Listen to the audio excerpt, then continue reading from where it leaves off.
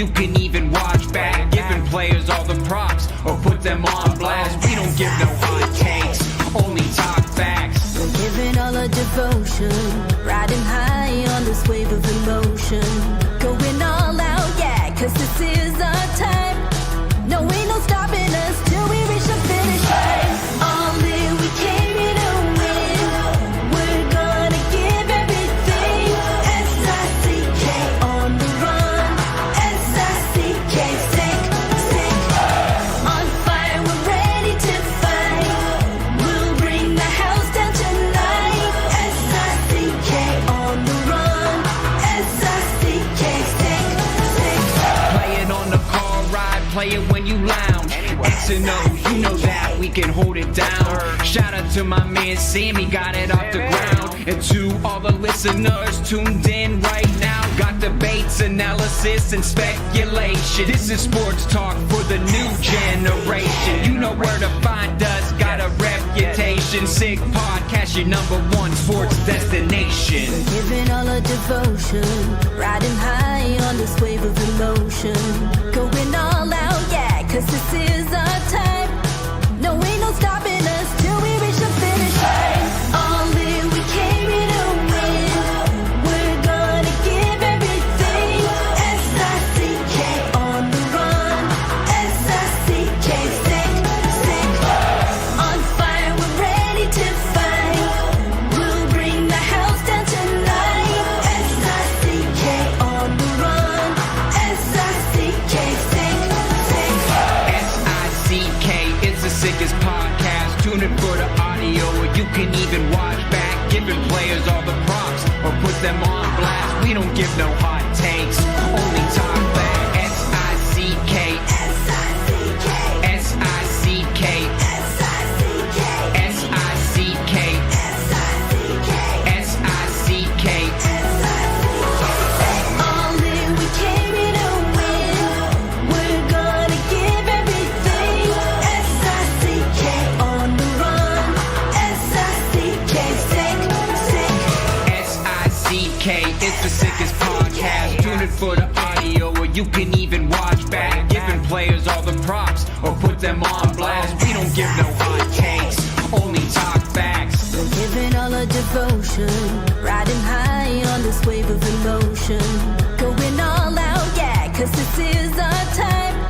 No, ain't no stopping us till we reach the finish line. All in, we came here to win. We're gonna give everything. S-I-C-K on the run. S-I-C-K, sick, sick. On fire, we're ready to fight. We'll bring the house down tonight.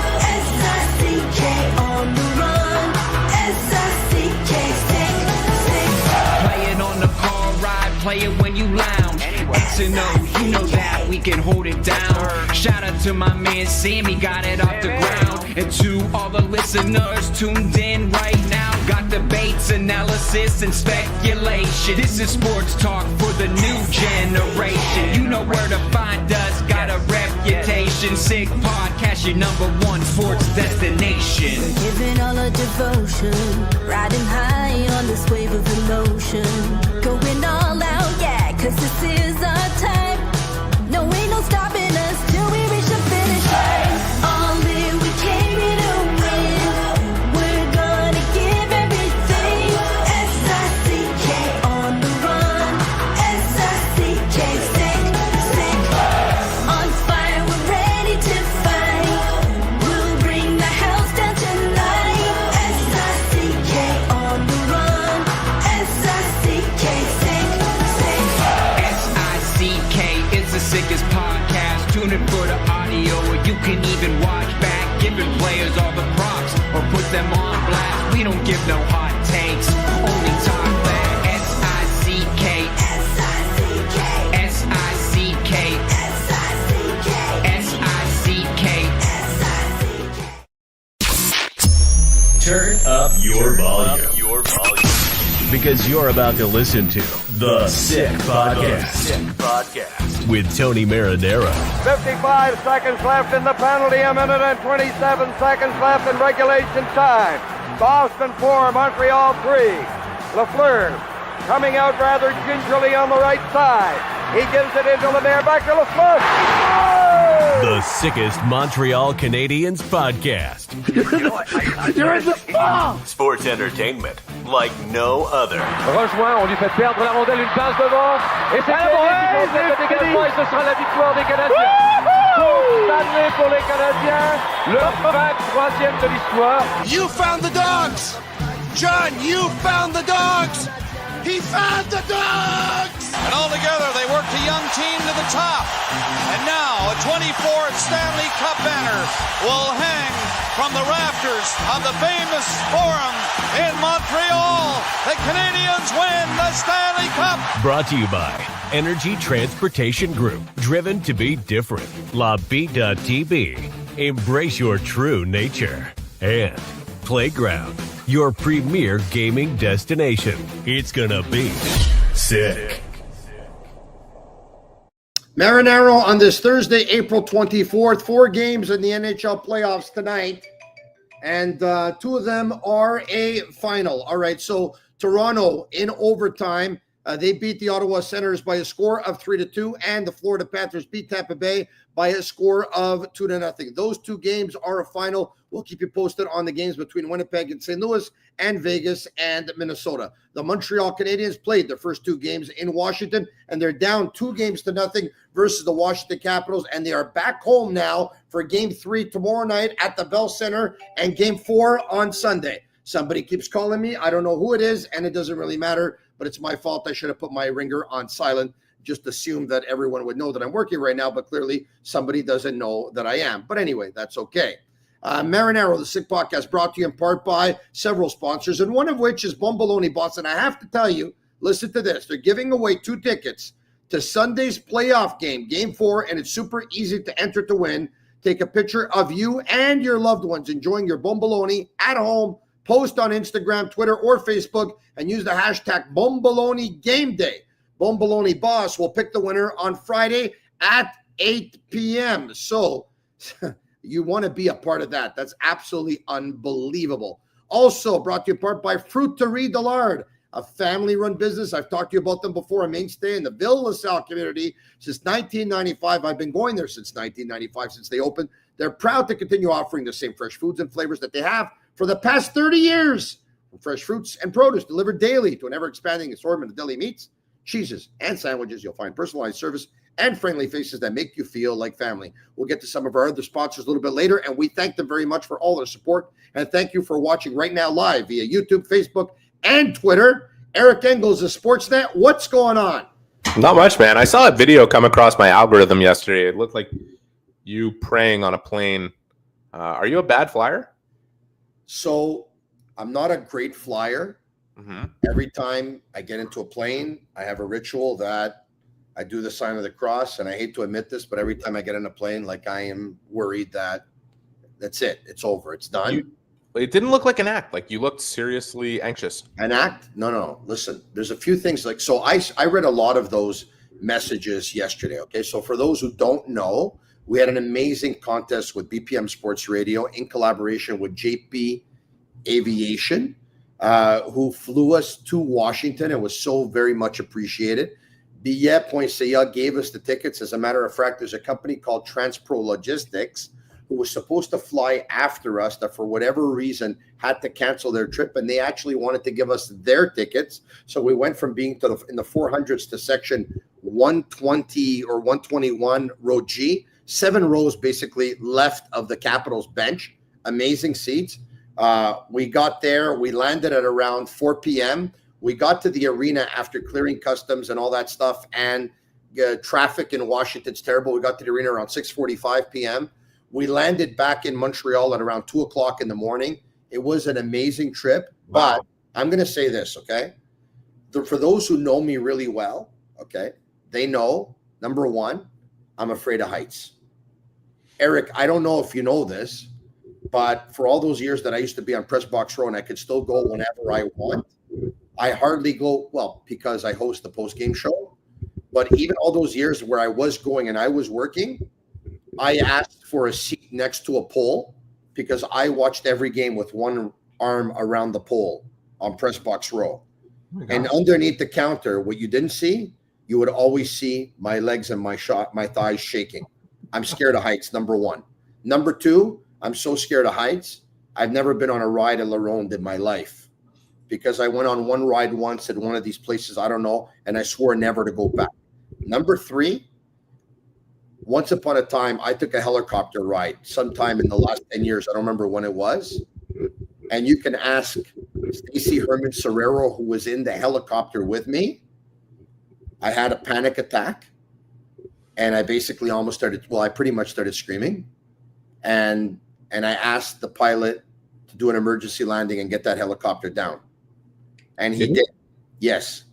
Oh, my God. And I got out of the helicopter. Okay. Now, I've taken a plane before, and I've never caused a scene, unlike I did in the helicopter. Okay. And I've probably taken a plane over, I don't know, over 50 times, over 100 times, whatever it is. Doesn't really matter. But there's something about a very small 8-seat plane that has one engine and a propeller or whatever, and the winds in St. Hubert. So the images you saw yesterday of me were as we took off in St. Hubert, and the plane was going like this, up and down and left and right and stuff like that because of the winds. The flight home, and I'm going to end it now, the flight home from Washington to Montreal, there was none of that. There was no turbulence whatsoever. It was the greatest flight I've ever taken in my life. And I was not whatever praying and whatever. And I was laughing and smiling the whole time. And after having a flight like that last night, I'm like, I'm never going to fly commercial again. Like, this is the greatest flight I ever took. So anyway, that's my story. The first 10 minutes at takeoff from St. Hubert were rough. The last 10 minutes landing were pretty rough. There was turbulence.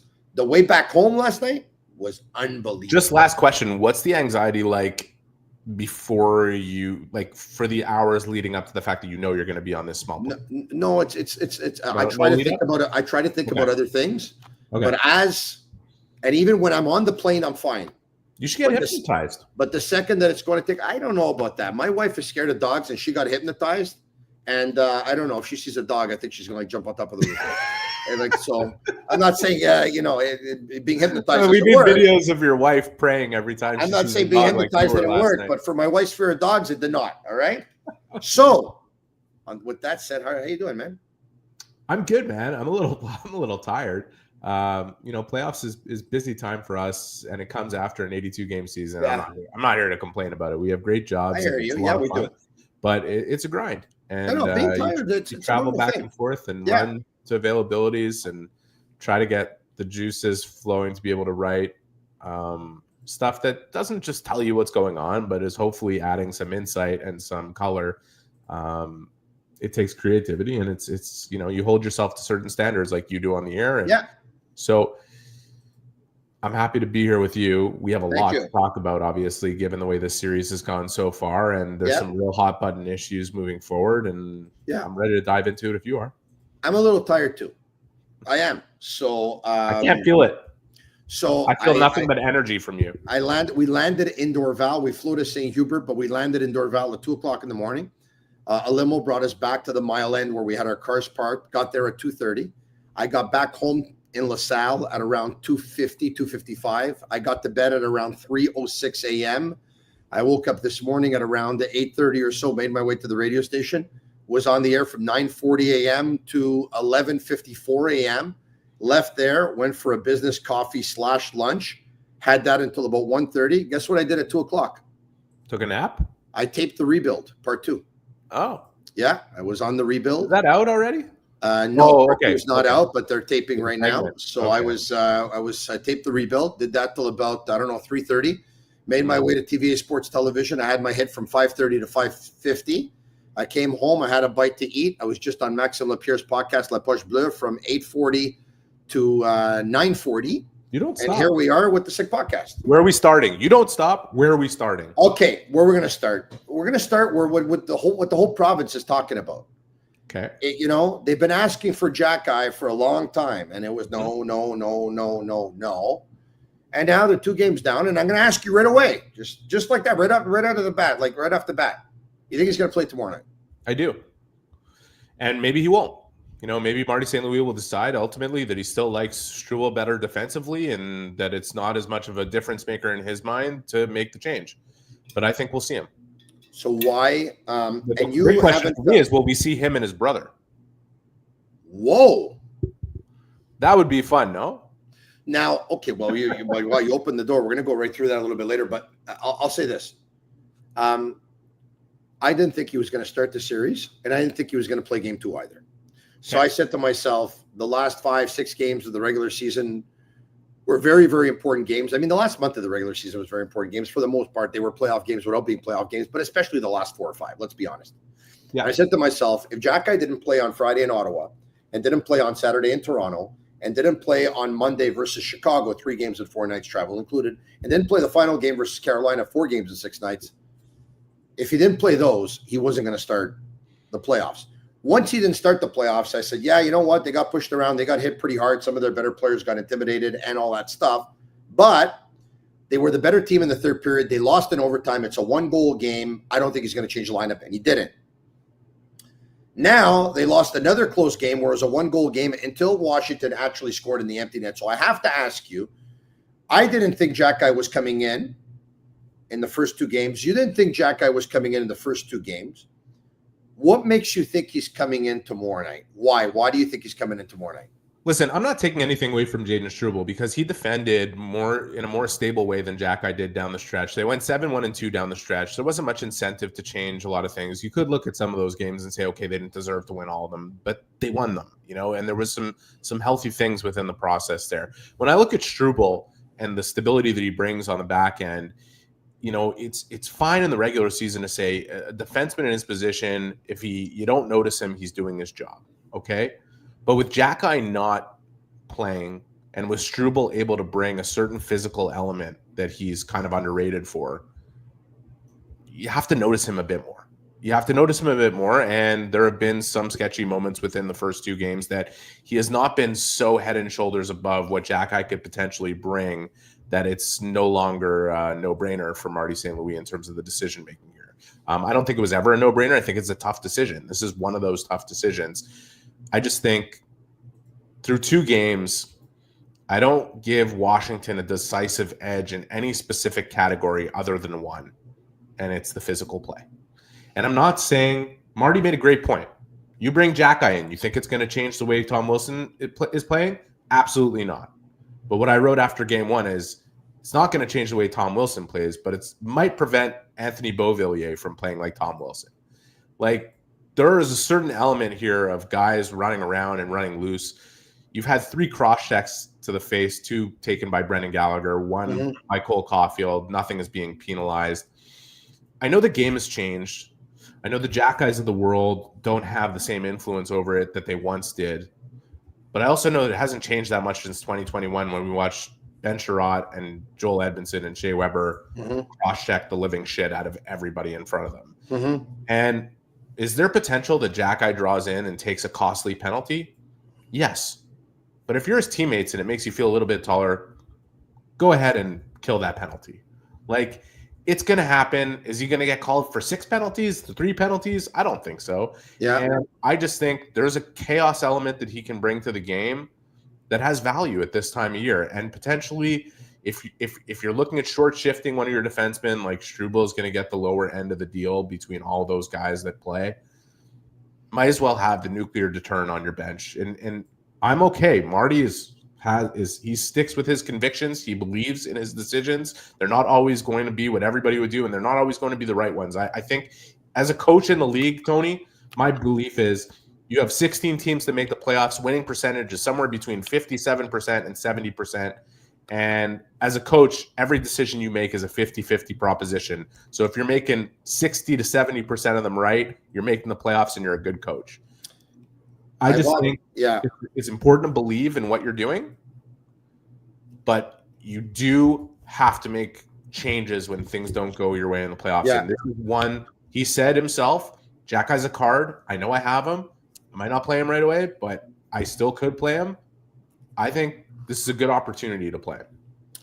Since they both entered the National Hockey League, I've thought that Jayden Struble was all around a better defenseman than Arber Xhekaj. And I haven't changed my mind. But Jackeye has an X factor. He might have two of them. Sammy's telling you to fix your mic. I hear you clearly. Okay. But it's possible that we're hearing more of an echo through your computer than your actual speaking through your microphone. I don't know. So I'm going to try and fix my mic right now. Okay. And I think I'll be able to do it. And I agree with your. I know exactly where you're going with the Struble. Is it better now? Yes. Yeah. You're in your mic now. Thank you. Sure. Thank you for that. Okay. Jackeye has an X factor. Yes. He fights great, and he can intimidate a lot. Struble doesn't have an X factor. He does everything good, but nothing great. And that everything good amounts to something good, but it doesn't amount to nothing great. When I left the arena last night, I said to myself, I'm not going to lie to you. Man, I'm disappointed in Struble. Not because he played terrible, but because I want him to understand the urgency of the situation, that throughout the course of the season, it was Struble, Jackeye. They took turns at being the guy, right, in the pecking order. And with an entire fan base asking for Jackeye, and it being very clear that the Canadiens better players and got pushed around and are getting hit every single chance, and that the Canadiens could really use some hitting of their own, because it seems like the guy who is not afraid to do it is Josh Anderson. Heineman did it game one. He didn't really do it game two. Anderson can use some help, but it looks like it almost feels like he's alone on an island. I look at the score sheet last night. I look at the game sheet last night. Struble had 0 hits. Yeah, and I don't think that's accurate. I saw him throw 2 hits in the defensive zone myself, but the point is very well taken.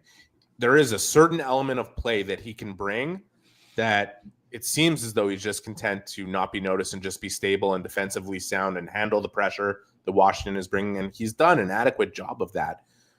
But read the temperature of this game, right? And one thing about Jackeye, it's the last thing I'm going to say on the subject, and I'll let you go on it. We haven't seen a different level. We haven't seen Struble raise his level. His level's been fine, but we haven't seen him raise it. The playoffs requires you to raise your level, and you could say this of a number of players on the Canadiens right now, okay? We don't know if Jackeye has another level, but at this point in the series, it's worth finding out. I think so. On top of all the other things that he brings. I think so. When Marty St. Louis said the other night, is Jackeye going to stop Tom Wilson from hitting? It's a good question. Maybe yes, maybe no. I don't think Jackeye would stop Tom Wilson from hitting. All right. So I agree with the coach there. But I also think, and this is just my opinion, though, that the presence of a Jackeye makes everyone feel a little bit more comfortable in the lineup. And I don't know why he didn't bring that up. And I'm wondering if he didn't bring it up because he doesn't believe it. And that's fine if he doesn't. He doesn't have to. I mean, at the end of the day, sports, hockey included, is a matter of opinion, right? But we've heard many, many players, past and present, say that the presence of the tough guy in their lineup makes them feel bigger and makes them feel more confident. And I'm wondering if he took that into consideration when he talked about Josh Anderson said it to me when I asked him about it the other day. You know, he said that exact thing. You know, I somewhat led him there just by asking him what does it make everybody feel if Jackeye's there. Case in point, I find Struble plays his most aggressive hockey when Jackeye's in the lineup. And when Jackeye's not in the lineup, I find that he doesn't deliver as many hits and he doesn't play as aggressive. That's take Wilson out, okay, and take Ovechkin out. Yeah. 2 guys that are definitely going to be throwing hits no matter who's playing, okay? Yeah. Nick Dowd is running around. So is Brandon Duhaime. He clocked. Brandon Duhaime is a big boy and he is running around. Yes. Anthony Beauvillier is a fast player who is running around. Pierre-Luc Dubois is running around, okay? At a certain point, you can continue to absorb that, and the Canadiens might fully, without Jackeye, potentially get themselves back into the series, win the next 2 games, then it's a best of 3. Who knows? The Bell Center could be that much of a factor in this whole thing. But if you just assess the punishment that's gone down through 2 games and know that it's not just nothing's going to deter it in any type of way, over a 7-game series, I've seen enough of these to know where it's going to land for the Canadiens. And I don't think it's going to lead to them moving forward. So Jackeye's not the solution. Jackeye is a potential part of the solution. You'll never know if you don't try. And you'll never know how far he can take his level. I think that's one guy. I talked about his brother as a potential solution. I think it's a very far-fetched scenario that they're going to call him up and throw him into the lineup. But I'd be considering it if I were them, which is related to the next subject we need to talk about, which is Patrik Laine, right? Yes. Would you play him in Game 3? I don't think I would. I don't think I would either. What's your reasoning? My reasoning is that it's got to be extremely frustrating for an entire hockey team to deliver hits and take hits, to give everything they have, and sometimes their best is good enough, and sometimes it's not, to leave blood, sweat, and tears on the ice, and to see one guy who just is not giving nowhere close to 100%. That's one of my reasons. I see Patrik Laine get hit in the neutral zone, fall down, take his time to get up, take his time to get back in the zone. I see him on the power play asking for the puck in his office, but he's never moving his feet. He's not making an effort to work. I don't see him sweating all that much. His defensive game is deficient. We know that you have to take Patrik Laine with the good and the bad. But the good of Patrik Laine is supposed to be his one-timer and Patrik Laine on the power play. He played 3 minutes and 8 seconds on the power play yesterday, which is 32 seconds more than what Caulfield played, which is 2 minutes and 17 seconds more than what Demidov played. I think he had one shot on goal in the whole game. He's missing the net a lot. He's making the power play worse. Statistically, the power play is worse with Laine on it on the first wave than it was before he joined the Canadiens on December 2nd playing his first game. I think it would be so much better if Caulfield was in his spot on the power play in his office. And Demidov where Caulfield is right now. I don't know. I can give you a bunch of reasons. Could you imagine the guys? I can give you one, but go ahead. Could you imagine the guys seeing this guy rewarded for not giving his best? And let's not forget, Game one, that game-winning goal, like there's a lot of blame to go around, but you can give a lot of it to him. A lot of it. He gets the puck at the red line. Ovechkin, Beauvillier, and Strome are on the ice. If memory serves me well. He should have the presence of mind to recognize that. Dump the puck in, make his way to the bench as fast as possible, make a change so that the Canadiens try and get the matchup. Instead, he loses the puck in the neutral zone. He takes his time to get back. And then later on, Goalie tries an outlet pass to him. He's back on the red line again. He gets cross-checked from behind. That's not his fault. Maybe could have been a penalty in the regular season. It's not in the playoffs. Probably should not have been icing. That's not his fault either. So now they have the defensive zone face-off. Newick goes to take it. Laine's stick is in the air. It's well documented. There's videos all over TikTok. He's not even ready for the play. He's treating a playoff game like it's a preseason game or an exhibition game. He takes a swipe at the puck, he misses it. He doesn't make any effort to pick anyone up. I'm curious to hear what you have to say, and I'm wondering if you're going to say you take him out because he's injured. Nope. He's not injured. He's injured. Good. So why would you take him out? Injured. You gave about 10 reasons, plenty of them valid. Some of them you can't necessarily prove in terms of what the player's intention is, but I don't think any of that matters. There's only one question that matters regarding Patrik Laine. Do you believe he gives you a better chance of winning Game 3 or not? And to me, the answer is no. That's the answer. He doesn't give you a better chance of winning. He may have the one shot that could put the puck in the net, but he hasn't shown a propensity to put himself in a position that he's going to be able to take it. His one job is on the power play. It is to fire the puck when it comes to him. He doesn't seem ready to shoot it. He doesn't seem confident when he is ready to shoot it. And so long as that's neutralized as a threat, there isn't anything else in the game that he's bringing that would lead me to believe that he gives the Canadiens a better chance of winning. That's the only question that Marty St. Louis needs to ask himself tomorrow. And I agree with you. If his answer, Tony, is I lit a fire under him, and now I think he will give us a better chance. He will be able to do what he needs. If that's his answer, because I don't think that was, and I don't think that will be his answer, but maybe that's his answer and that's why he stays in, then that's fine.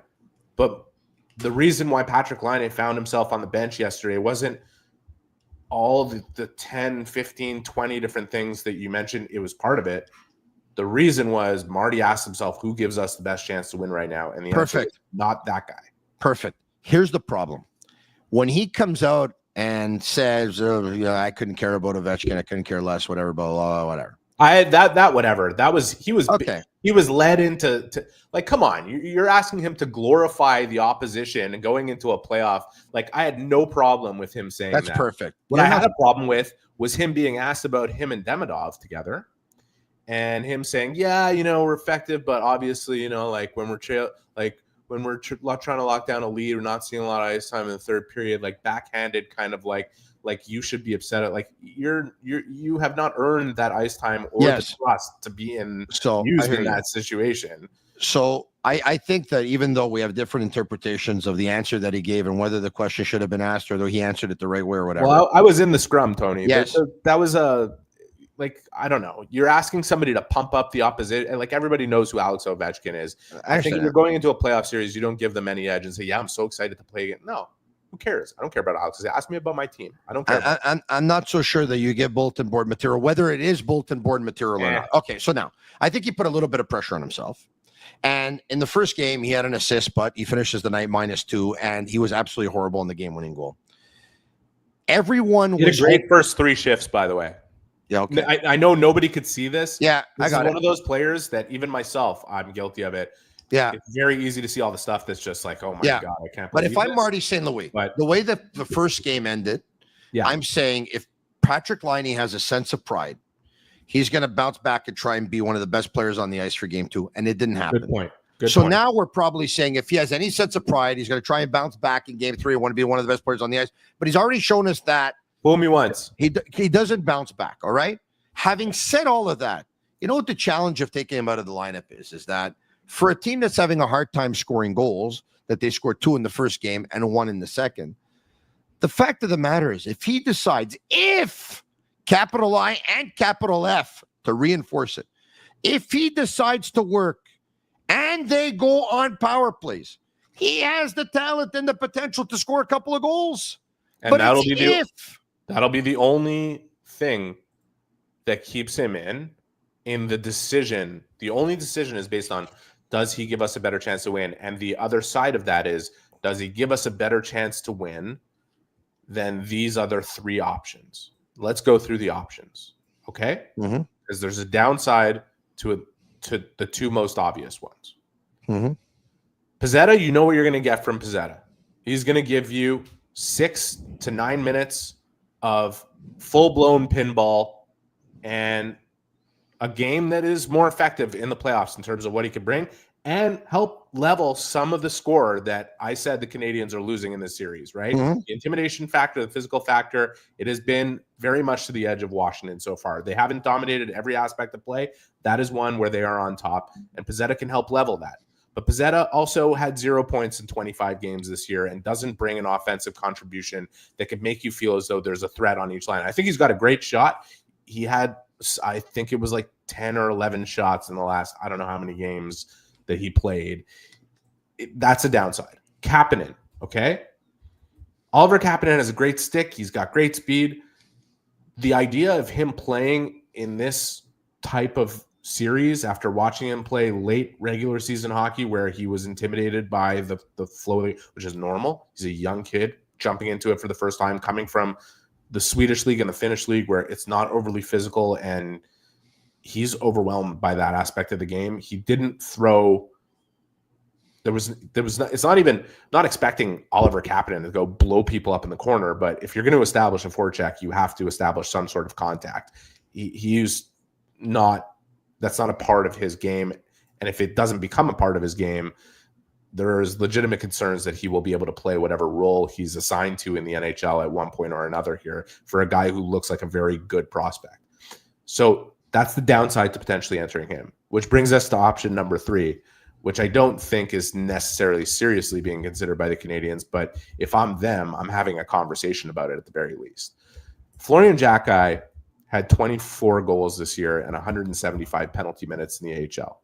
Is he a rough and tumble forechecking animal? Not necessarily. He collected a lot of those minutes fighting people and getting unsportsmanlike and whatever it is. He can score, though. And if you throw him on the wing, he can hit. And I promise you this, if for whatever reason they turn to this option, and it's a real long shot, and I don't think they'll necessarily do it in game 3, but if they turn to this guy, they won't have to tell him what they expect and what they want him to do. He's going to go in. He's going to hit everything that moves. He is going to get into every post-whistle face that he needs to get into, and he is potentially going to score. He has that ability.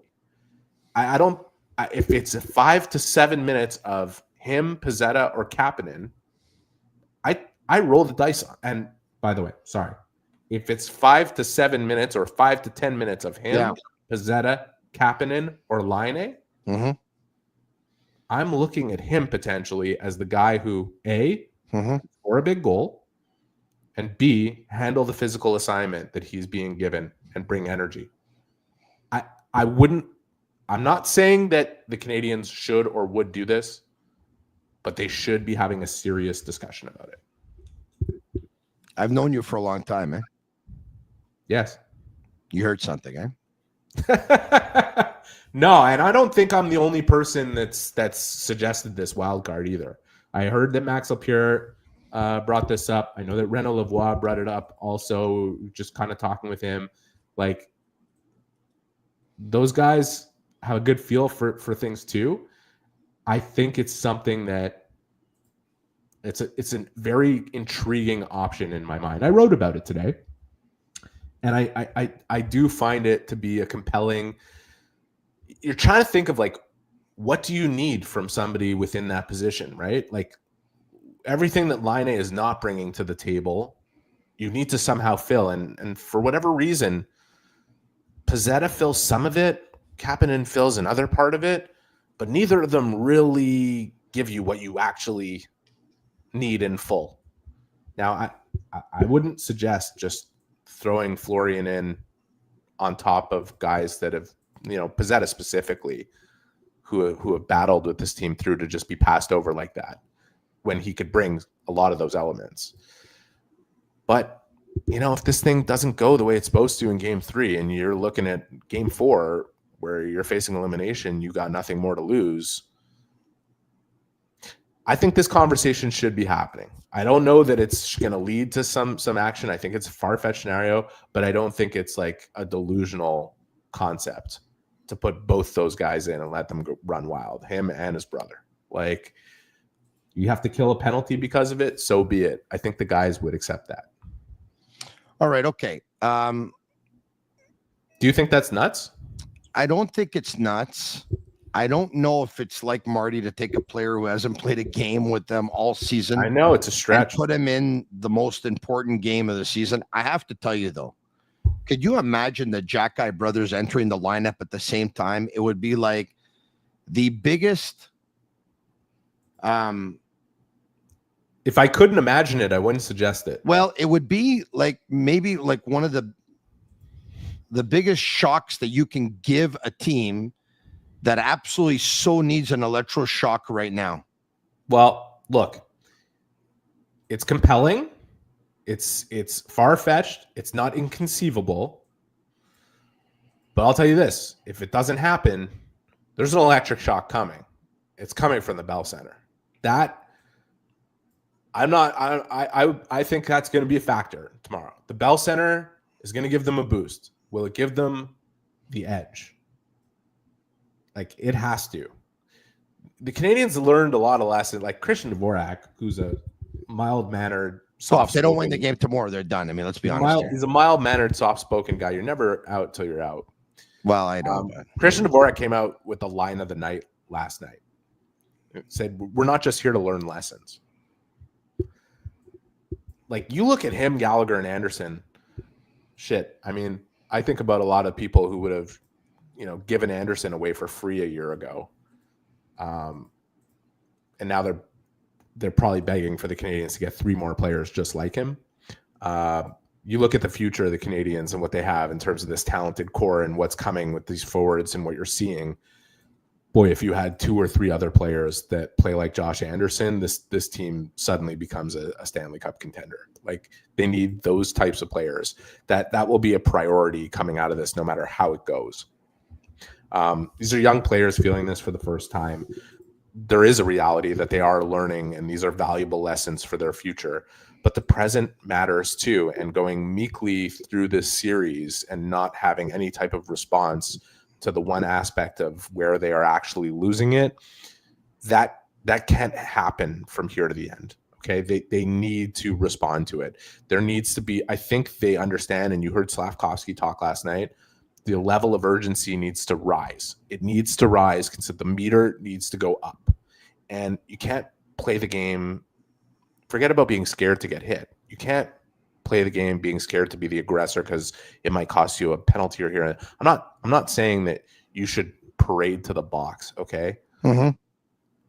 But you see Gallagher take 2 chops to the face and he's got to be in the dentist chair, and you see Caulfield go down the way he did in the middle of the slot. It's unbelievable. It's who is it? It's Matt Roy and Nick Dowd delivering those shots. But this is the thing I hate about the National Hockey League, Eric. It's just you know, like, this doesn't make sense.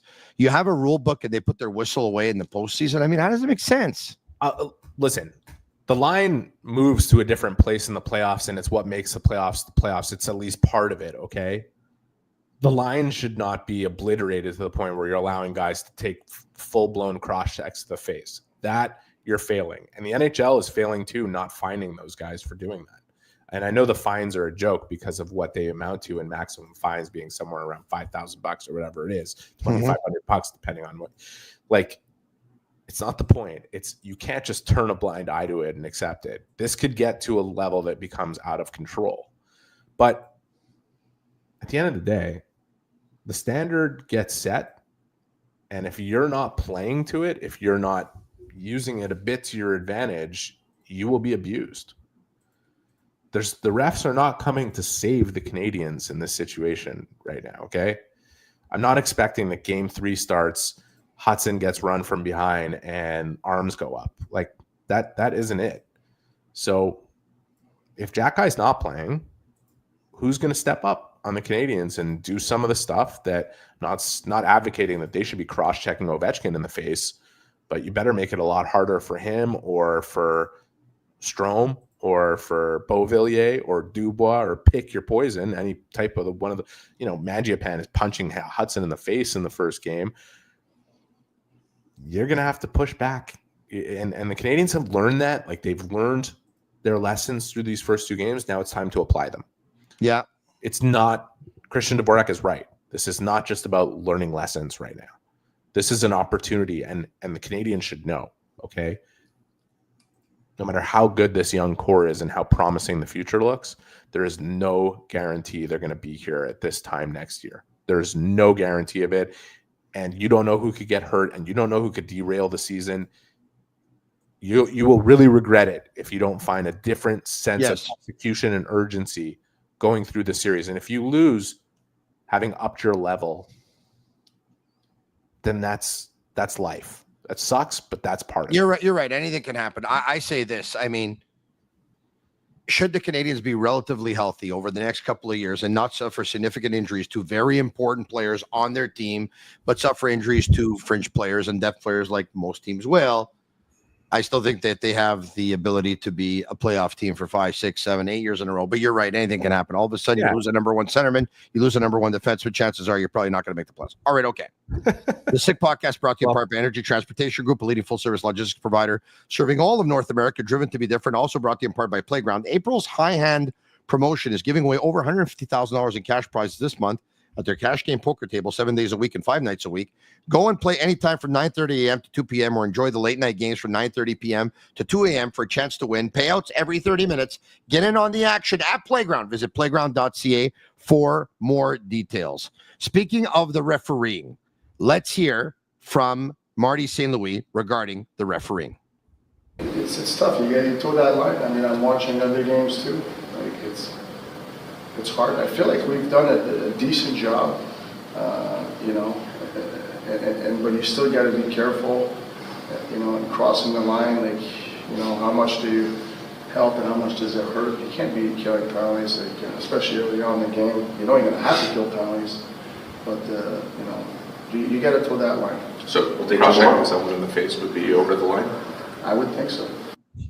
All right, you would think so. I would think so too. All right, Mike Matheson on figuring out what I had the to line sneak is. that in. I don't know why. You did good, by the way. I liked it. You did good. Mike Matheson on figuring out what the line is with the refs.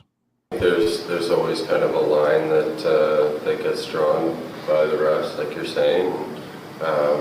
The goal is definitely to toe that line without spending your whole game in the box, but also being aggressive and making your lives difficult. All right, okay. So this is what bothers me about the league is that every team puts together like a little high tape at the end of the game and say, by the way, league, you want to just take a look at this and stuff like that. Maybe be more aware of this. I was on La Poche Bleue earlier before with Patrice Brisebois and Max Lapierre and PC Labrie, and Breezer was saying, look, I understand the referees can't always get it right, but cross checks to the teeth, like right in front of the ref, like how do you not call that? And there's been so much shit in this series that you're like, what is that? Like Gallagher takes a cross check to the teeth in game one, less than, I don't know, it was 2 minutes later that Anderson blatantly tripped John Carlson while the Canadians were killing a penalty. And it wasn't just like a trip, it was like a borderline slew foot right in front of the ref. He's staring right at it. You want to let them play. But there is still a line that is very clear that you're crossing it and forcing the officials to call something. That's it. You extend your arms and put your stick through someone's mouth. You're crossing a line that, and shit, I was watching the Ottawa-Toronto game, watching Tim Stützle take a dive from like a 6-foot dive that they call a penalty on in the third period. I mean, it was a joke. So look, this is a never-ending subject, and you and I are not going to solve it. We should probably move on from it. And I think there's one that like is not getting enough air. What do you think of the goaltending matchup in this series? Because I think it's very good. I think both of them have been very, very strong. I think Montembeault has kept the Canadians in it, and I think Logan Thompson has been the reason why the Washington Capitals won both games. I think both of them. I think it's a great goaltending battle. I find that Montembeault looks technically more solid. But Logan Thompson is battling and fighting, which you usually end up doing when you're out of position. But at least he's really battling and fighting, and he seems to be getting a pad, a skate, a stick, a glove, a post, this, that. He's making the stops, though. He battles, and I'm sure the guys that play with him really enjoy how much he battles. I'm sure a lot of them wish he was a little more predictable with his movements and what he's doing in there. I think he can be gotten to. Yeah. I am super curious in terms of how he's going to react to being in that Bell Center atmosphere. Yeah. I think it's going to be something. We've seen it affect other goalies, and the way he's kind of playing, I'm not taking anything away from him. He made some phenomenal saves in that third period last night, but if there's one vulnerability here, like he looks like he could be it. Like he's Sam Montembeault is giving the Canadians a ton of confidence in terms of the way he's playing, and he's not getting enough credit for it within, what's happened with these two games being lost by the Canadians. Last night's game, after two periods, should have been a 6-1 game. The Capitals should have been 5-6-1 after the second period. Montembeault was just, not only did people may not have even realized that because he made hard saves look easy. You know what's the best thing about this series is that why it's really important to play in playoff series, among other reasons, is it because it answers questions that you might have internally. For sure. And I don't think that Jeff Gordon or Kent Hughes asked themselves ever if Samuel Montembeault was the number one goalie in the National Hockey League. But I believe that there are fans who question whether or not that he was. And I've said, and I've maintained that Montembeault for me is a top 20 goalie in the National Hockey League who on any given night can outperform a top 10, right? And whatever, whether he's a top 20 I'm sure management has had those questions though, and I'm sure they need to know and needed to collect more valuable information, and that's what the playoffs deliver, like you're saying. But he's responded. But there's a lot of he hasn't just looked good, he's looked prepared to meet this moment. But all that can go down the that drain. doesn't change for him now that we're talking about Correct. it. All that can go down the drain if tomorrow night, at the most important time of the season, in what is the biggest game of the year, down 2-0 versus the Capitals, and you're playing game 3 at home in front of your fans, and you need that win to get back in the series, and he might have to steal it. Well, good thing he's got some experience. He doesn't have playoff experience, but he's got a lot of experience in the biggest game of the year. Yes, he played does. about 20 of them. He's answered the bell, but you know what? I'm not surprised because so I've said this story a million times, right? When they picked him up on waivers from Florida, the first couple of times I saw him, I said, this guy's not an NHL goalie. He obviously is. And then a lot of people said, well, he's not an NHL goalie, and he answered that he was an NHL goalie. Then he said, well, you know what? The battle with the Jake Allen, he's going to lose it, and then he won it. Then a lot of people said, well, you know what? Primo might be able to steal his job, and that didn't happen either. Then Jakub Dobiš came in and won the first 5 games and said, you know what? He's going to end up beating Montembeault, and he didn't. So he just keeps on answering the bell over and over and over again. I have a lot of respect for this player and his character level. The Sick Podcast is brought to you in part by several sponsors, and one of which is Betway. Go all the way with Betway. Get a free bet up to $200 if your first bet loses. Scan the QR code on the screen or click on the link in the details section to create an account and redeem your welcome offer. Offers only available for new customers. Terms and conditions apply. Offers not available in Ontario. Must be 18 years of age and older. And please play responsibly. Also brought to you in part by Bittt Tibi. They launched a new ultra lager, refreshing, thirst-quenching beer, perfect for the playoffs with only 90 calories, 2 grams of carbs, 4% ABV per can, available in a pack of 6 and 12 in grocery stores all around the province of Quebec. It's ultra light and ultra refreshing. All right, okay. On that note, one more audio that I want to listen to, and this is Mike Matheson on the Bell Center's atmosphere tomorrow night. I think my expectations are pretty high, but I feel like they'll be exceeded still. I think it's going to be really special for us to come back and have them give us a huge boost going into Game 3. Obviously, you know, the playoffs your home games are so important, and we've been good all year in the Bell Center, and so much of it is because of our fans and how loud they are and how much energy they bring. So definitely excited for it. So being there in Washington last night, I could say this, and I know, Eric, you can as well. It's a nice building. Needs a little bit of a facelift. The Jumbotron is absolutely spectacular, by the way. It's going through a major facelift. They do have a passionate fan base that know how their hockey a little bit, but it's nowhere near the Bell Center, like nowhere near the Bell Center. The Bell Center can be an intimidating place to play. I can't wait to hear what it's going to be like tomorrow night. It would have been even louder if they would have been up 2-0, but still, I can't wait to hear what it's going to be like. No, you don't think so? I think it's going to be way up to the max because they lost those 2 games, and those fans know this team needs it. They know the beautiful thing about the Bell Center is the fans who attend those games understand the type of influence they have. They understand how much they mean to the outcome. And if they didn't before, they learned as they were going down the stretch where the Canadiens went 8-2 from the beginning of March through the end of April, through the end of the regular season, I should say, because the end of April is still 6 days away. But there is no building like it. I'm in every single one of them in the NHL. Yeah. You know, when we were here for the Four Nations and then we were in Boston, which was a tremendous atmosphere, it was not even half what we experienced at the Bell Center. And that's not me as a Montrealer saying that. Like, speak to anybody who was there, who was covering it from every city that covers the NHL. People flew in from all around the world, including Finland and Sweden. And there's nothing like it. There's nothing comparable in hockey to what you get at the Bell Center. And there is nothing comparable in the playoffs. The only place that I've gone to that is even remotely close in the playoffs is Winnipeg, where I was covering the Jets last season in the playoffs.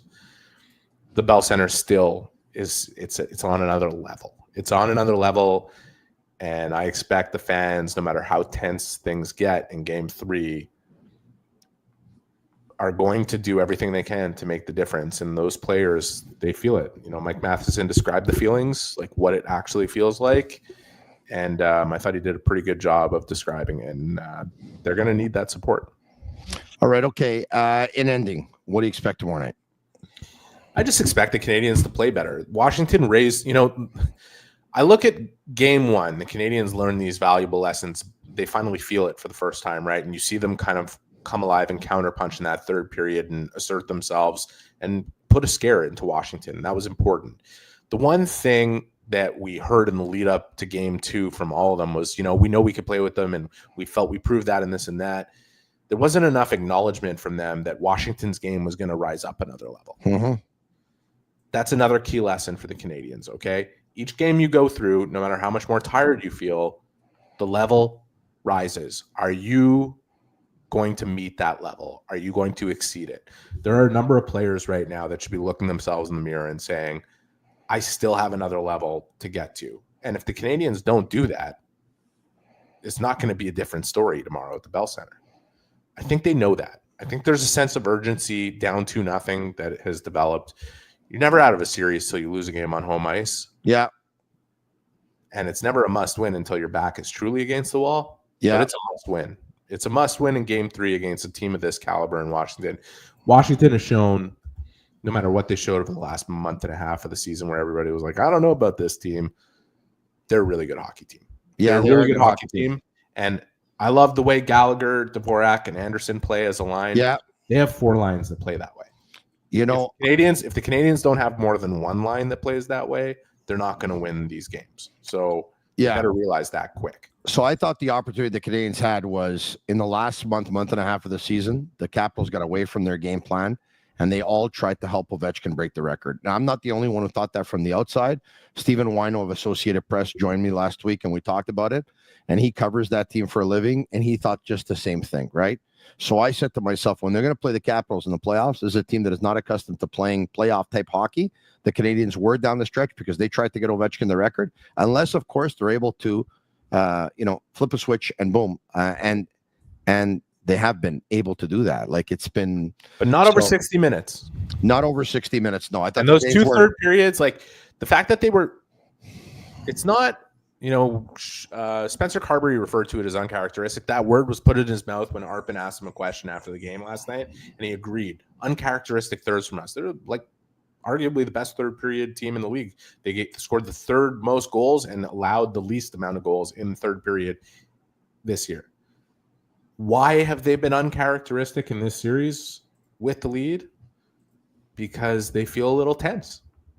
And maybe that's emblematic of what they're going to feel going into game 3, that they have the lead. They put Montreal in a tough spot. Will they start to play similarly to the way they played in those 3rd periods? That's something for the Canadiens to exploit right off the hop, if they can. Because there is a tension there. There's an obvious tension. Yeah. In ending, I liked Demidov yesterday as the game went on. I did.